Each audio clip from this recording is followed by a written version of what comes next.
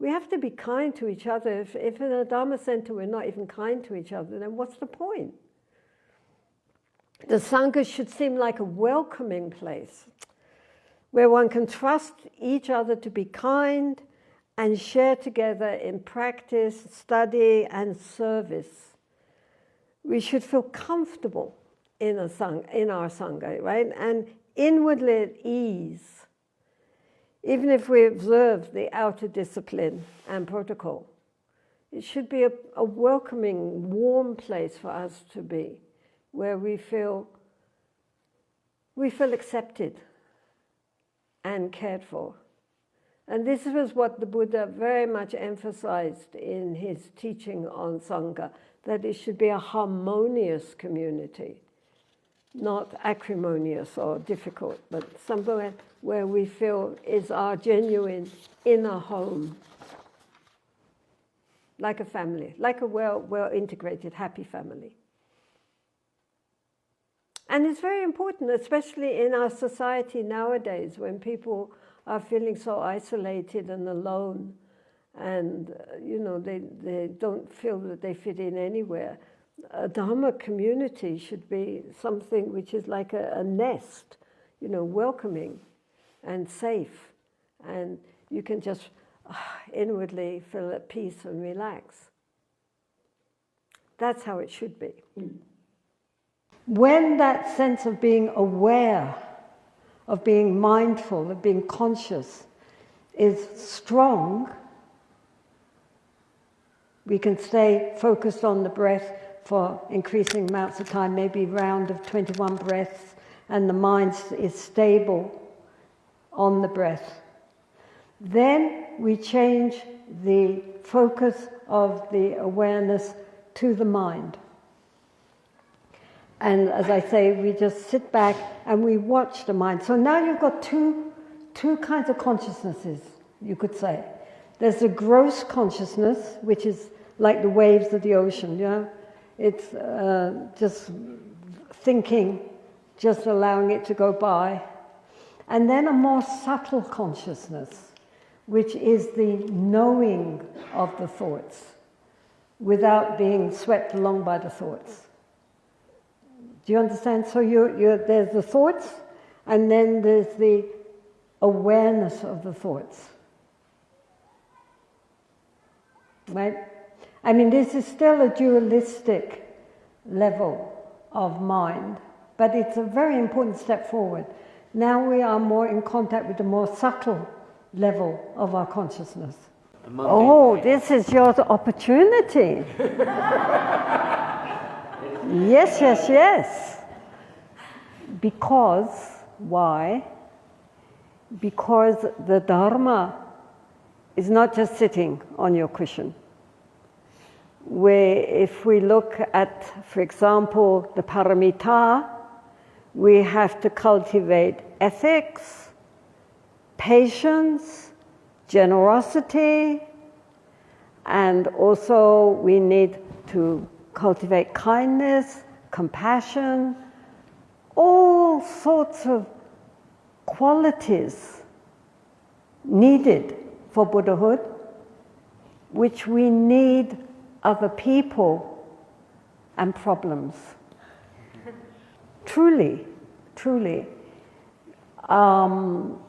It's rather like we have very flabby muscles, so we go to a gym and then we get on those machines, sweat pouring down, we pay them. And feeling,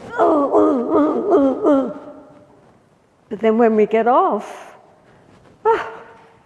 and that's how we get strong muscles. We don't lie on the couch thinking how nice it would be to be, strong and trim. We have to get out there and do it. And so our daily life is our gymnasium, our spiritual gymnasium. There's just too much now, too much. And I mean, many of them are good. It's not that there's this one is good and that one's not good.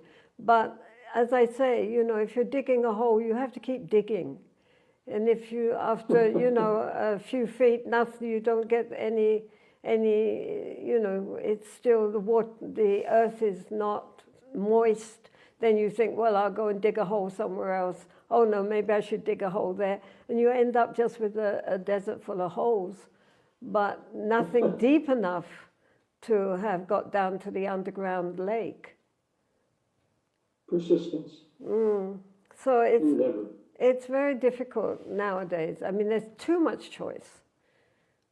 Like going into a supermarket and there's 40 different kinds of yogurt. You know, you go into a shop in India and you ask, is there any yogurt? Well, there might be, there might not be, but there's only one kind.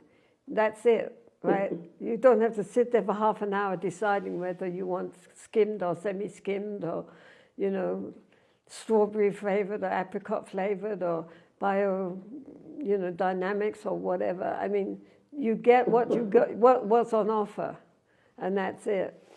So I think now Dharma has become really very confusing for many people because all the choices being given are good choices. It's not that, you know, they're not good, but we have to stick to one path more or less.